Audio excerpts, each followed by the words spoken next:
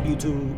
It's your boy Mark Dark, and I'm back with another video. If you're new, if you love power, go ahead and hit that subscribe button, like the video, and leave your theories, comments, everything down below. Now today, we're going to be talking about Power Book 3, Raising Kanan, Season 5, Episode 6. This is the recap. So down below, I want you guys to let me know, what did y'all think about this episode? In my opinion, this was another banger. Things are heating up. Truths are being revealed. Bodies are getting dropped off. Crank got smoked, and of course the captain, he took himself out because he already knows once everybody finds out that he's been talking, he is done for. So he said, you know what, I'm going to go ahead and take myself out. That way I ain't got to worry about it. So man, things are definitely heating up, and we know your girl Rock, she has started a war with Hafiz. So these last two episodes is definitely going to be action-packed in my opinion. And we're going to see how Rock and Marvin are going to be able to handle all the pressures that's coming their way, along with your girl Jukebox, because she ain't going to be playing around. Especially after Snaps and Pops was exposed in this episode. Y'all know what time it is. She is looking to get payback for what happened to Famous. I want to know what Kanan's going to do as well. But we're going to hop right into it. I will try to focus on all the key points that we saw in this episode, so if I miss anything, I want you guys to let me know down below. So what did we see in episode 6 titled Dark Matter? Now the episode starts out with Marvin and Rock having a conversation about the truth. Why did Rock do what she did when it came to Kanan? And she talking about she could not just continue to live with this inside and she needed to tell him. Well, we know Pino had that conversation with her in the last episode and she couldn't handle it anymore. Know what I'm saying? She felt like she was being a bad mom, and in order to prove that she was a good mom, I guess she said, you know what? I'm going to go ahead and let Marvin know the truth. And Marvin is pissed off and upset. He's like, what the hell? Know what I'm saying? You did all this just to protect Kanan. And he was not liking how Lou's body was just dumped like that. Rock talking about she was there with him for his last breath and all that stuff, man. Look, ain't nobody trying to hear any of that. Lulu got straight up played because you were trying to protect that boy. And Marvin is right. And he ain't thinking about no damn business right now. But Rock tells him that we were pretty much screwed with that type of mentality. And they had to find another connect because we know Joaquin ended up getting dropped off. So in this episode, Rock will definitely try to make sure she is doing what she got to do as far as the business. But we know Stefano, he is trying to cut everything off that she's connected to. Now we get to Kanan and your girl Jarita. She is scared. She is worried about Kanan, her safety, his safety. Eventually he does tell her what's really going on. He tells her about Rock, and he actually tells her that Rock is his mom's, right? So she was kind of upset, like, man, you using me and all that stuff to get to Flossie and all that because of your moms and stuff. But he does tell her that he actually likes her, and he did not know that at first, and that she gonna be good. And your girl Jarita, I guess she is a ride or die, and she's willing to ride it out with your boy Kanan, regardless of how dangerous this could be. Now we get the return of Agent Tanner, and Detective Garcia is trying to get some intel about what happened to Famous. And Tanner tells him that department is pretty much screwed. Know what I'm saying? That he would not trust anything there, and that the captain, he was a part of that case. So maybe you should be looking there. So now Detective Garcia is like, man, so the captain could have, some type of intel about what really happened to Famous, and he's going to be questioning him later on in the episode. Now we get to Kanan and Jukebox, and he finally tells her what happened. Of course, she is pissed off, like, man, you really just did that.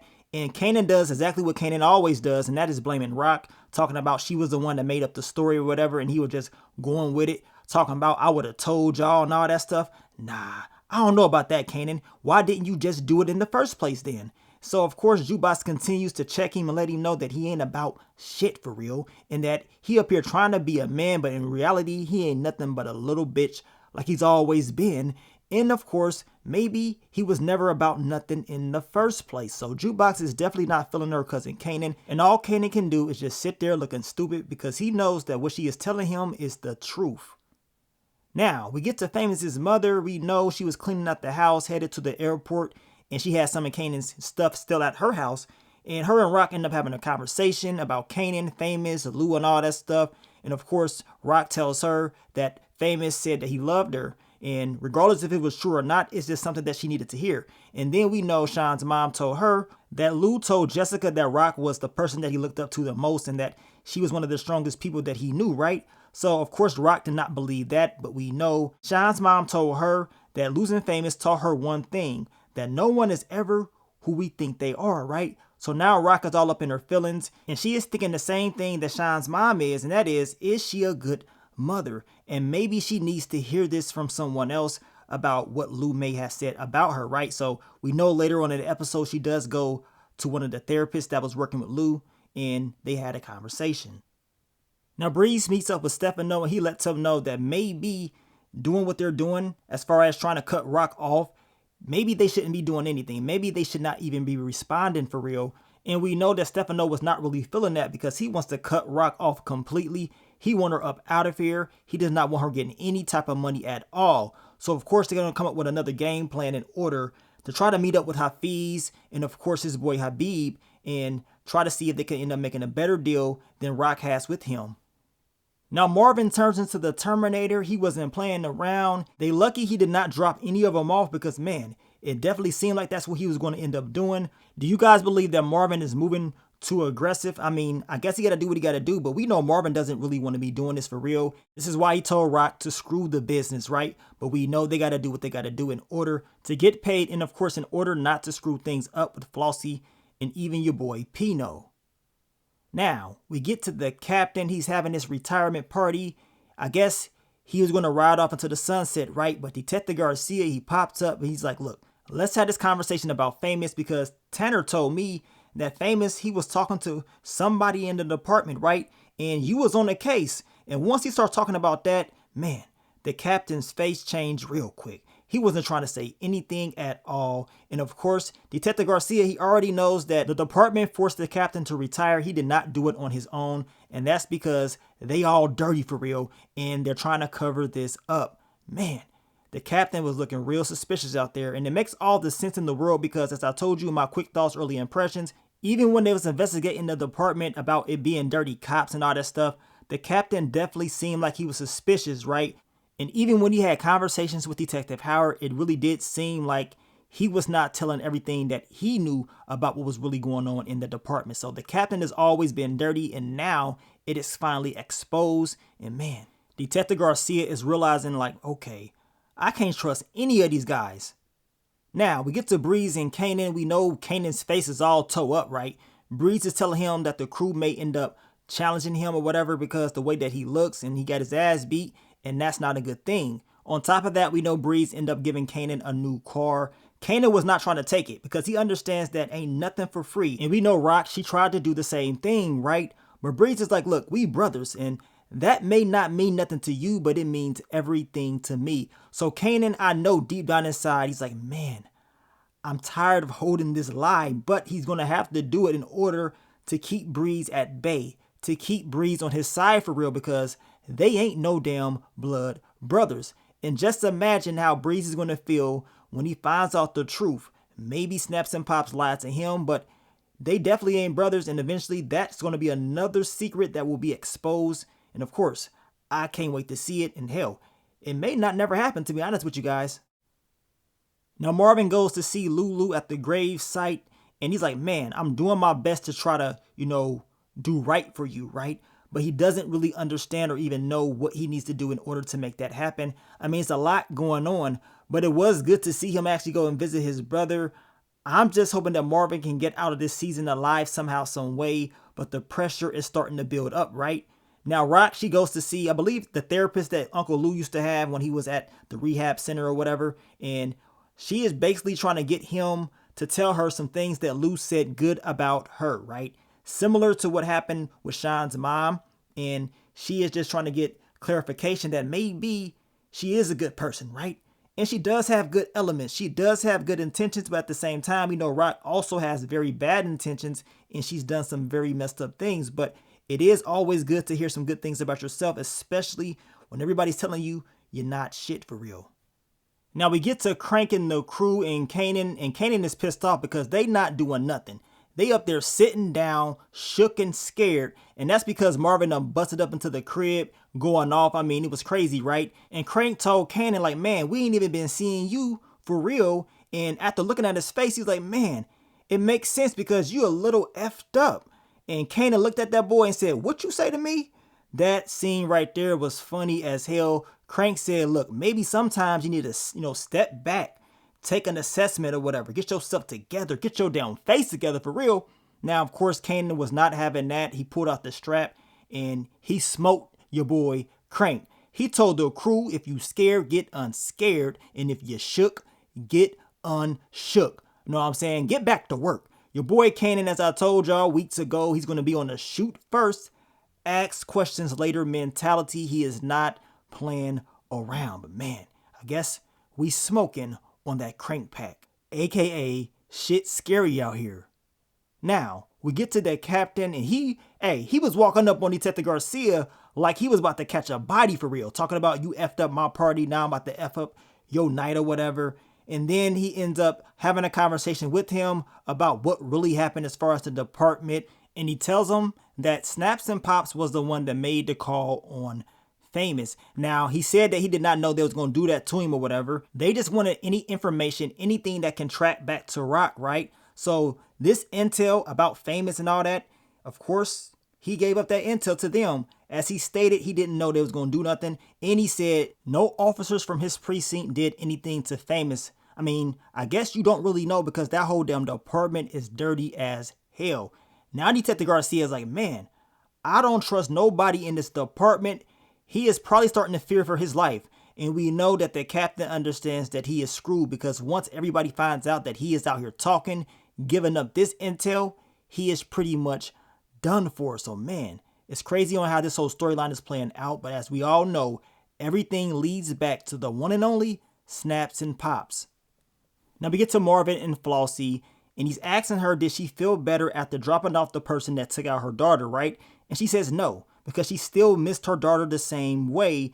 And she also tells Marvin, like, look, you need to bet on your daughter. You know what I'm saying? Up here trying to do all this stuff, you need to worry about winning, and that is having all the focus on Jukebox. So we're going to see what Marvin does, but he understands that even if he was to drop off Kanan, which he is not, it's not going to make things better at all. It's not going to make him feel better, right? Now we get to Stefano and Hafiz. Him and Breeze, they finally meet up with him and are pretty much cutting Rock off, giving him a better deal. He also talks about how he pretty much fixed everything that Rock was doing, all the bad bridges that she burned or whatever. And now Hafiz understands, like, man, you right, because she's been struggling as far as the product, has been issues and all that stuff. So now he's going to end up not working with Rock, and he's going to be working with your boy Stefano. Stefano and Breeze, they're moving real smart, and we know Rock will be very upset when she learns about what they've been doing, and pretty much she is screwed. Now, Captain Batiste finally says, you know what? Let me go ahead and put on my uniform for the last time. I'm going to go ahead and take myself out because I'm pretty much a dead man anyway. And we know he told Detective Garcia that Garcia is pretty much the only clean officer at the department. So I already know it's going to be a lot of pressure on him. But man, when they learn about this, the department once again is going to crumble. Now we get to Marvin, Jukebox, and Amber. Y'all know Marvin, he just wants to have these two girls there because he understands if something happens to him that he wants them to know each other, right? Now he does ask Amber if law enforcement is still asking her questions, and she says yes. She said that, I guess one of the neighbors said that they saw a black guy in the area around the time that that shooting happened, and of course they asked her about it, and apparently she said she does not remember or whatever. So it seems like they're slowly but surely breaking Amber down. And in my opinion, that's a liability. Amber, it's sadly to say, is a loose end, y'all. And man, Jukebox, she's already on it. She's like, man, go on there and go on them damn swings. Let me talk to you, Dad. Know what I'm saying? What the hell are you dealing with? We got to figure this out. And this is why she ended up telling Detective Garcia that she has one more thing for him to do because Jukebox will have to fix this somehow, some way. Now we get to Kanan and Breeze, and Kanan, he's going off. He talking about we got to hit back at his moms or whatever for what they did. Let's go and shoot up the club. I mean, he trying to turn up. Breeze lets him know, like, nah, we can't be doing that. We got to move way smarter than that, right? Just like a game of chess. He is trying to calm Kanan down because Kanan is going to go out there and make all types of mistakes. You got to sit back, watch, mark your enemy, and then make a move. Like, dude, you got personal issues with your mom, and Breeze ain't really trying to deal with that. He wants to focus on the full picture, and he has to get Kanan in the right state of mind. Now we get to Hafiz and Rock, and he cuts her off. She is pissed off, like, what the hell? Why you cut me off? He talking about, well, we got a better deal. She's like, well, you can work with the both of us. Now she understands that he is working with Stefano, and she ain't going, right? And Rock pretty much let them know that it's gonna be on and popping. Know what I'm saying? Like, y'all gonna know about who I'm really am, right? And she did not like how Habib was putting his hands on her or whatever. So y'all know she already plotting and planning her next move on Hafiz, and all hell is about to break loose in episode 7. Now, Detective Garcia lets Jukebox know that it was Snaps and Pops that made the call. He also lets her know that it was not Officer Buckley or Officer Rowland that did this, but it was Dirty Cops. And he's actually kind of surprised that Jukebox was right all along, right? And he's like, look, take your money back. Matter of fact, I don't want anything to do with this anymore. Detective Garcia, he was scary as hell, and he understands I can't go, I'm gonna mess around and get myself smoked messing around with this. It's entirely too big, it's bigger than me, and I don't want to be a part of it. Well, Jukebox says, well, you still gonna have to do one more favor for me. You know what I'm saying? I'm gonna need you for one more thing. And we know she's gonna need him to get some intel on that whole thing with Amber in order to protect her father. Now we get to Jarita and Flossie, and Jarita has retired from being a 304. She went from a hoe to a housewife, right? And of course, Flossie ain't really tripping about that. You know what I'm saying? She said, well, you kind of been slipping up for real. Maybe you're not made for this business for real. Now, Jarita thought she was real slick. She gonna walk out and crack the door. And y'all know, if you in your house, in your spot, you know the sounds of your house. So you know if that door closed all the way. You know what I'm saying? Especially in the 90s. Now, we know Kanan, he ended up walking up in there. He thought he was all slick. Next thing we know, Flossie has a gun on his head, and she told him, look, you better be happy. Matter of fact, you lucky as hell that this rug is new, because she was going to drop that boy off. Just like he's lucky as hell that Jukebox saved his life. But Kanan says, look, I was not going to rob you. It's not about that. You working with Rock. Know what I'm saying? I got beef with Rock. I got issues with her. And she is my mom's. So now Flossie's like, what the hell is going on up in here? So now this whole thing is going to blow up. It's going to probably mess business up with Rock and Flossie. And we're going to see if Flossie, just like Hafiz, flips, right? Now we get to the end of the episode. Rock and Marvin are having a conversation. And he was like, man, this don't feel right. You know what I'm saying? How many more wars are we going to start at the same time? And she says, you know what? As many as it takes to win. So she is ready for whatever, right? Now she pops up on Hafiz's boy, Habib, and he was shook. He didn't think Rock was going to do this. And then she pulled out the strap. Next thing we know, he starts to run. And I guess he thought he was escaping, right? Now Marvin ends up shooting him once. And then Rock, she walks out, black jacket, strap in her hand, and she finishes him off. She was not playing around. She understands the consequences of her actions. But as she told Marvin, I guess she is ready to start as many wars as it takes in order to win this. So the next few episodes, all hell is going to break loose. Rock better hope and pray that things with Flossie and Pino, they stay intact, because Stefano and Breeze, they're cutting off anybody that Rock has a connection with, right? First, it was dropping off your boy Joaquin. In this episode, they made the connection with Hafiz and they stopped business with her and him.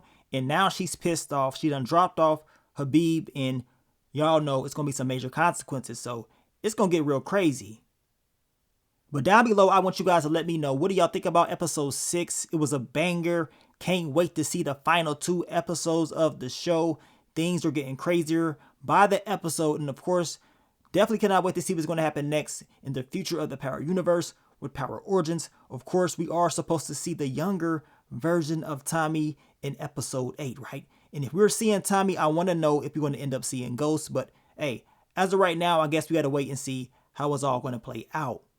Now, I want to thank you guys once again for all the love, all the support, and I will catch y'all on the next one. But let me get up on out of here, man. It's your boy Mark Dark. I'm out. Peace.